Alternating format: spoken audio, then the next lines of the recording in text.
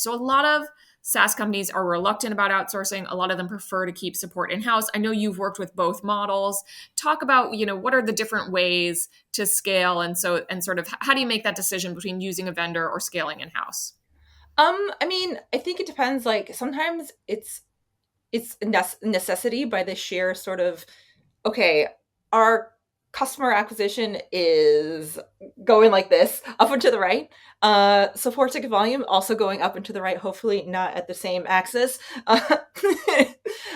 And the we do not have the bandwidth necessarily to get 20 people up to speed or 10 people or how many other people up to speed. We just don't have that capacity in house to be able to train and onboard that many people.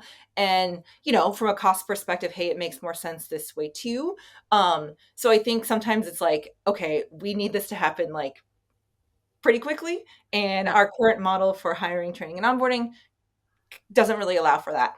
I think in most cases, I think that like also the other sort of factor that I've always thought about is like, okay, do we have a subset of tickets that don't require necessarily as in-depth knowledge, that we can leverage an outsourced team so that our internal team can focus on, more complex issues, or, be able to spend a portion of their time outside of the inbox, doing other high value work, right? Mhm. So I think those are like two of the big sort of areas or like decision Yeah. inflection points where I would say like, hey, outsourcing really makes sense for us right now.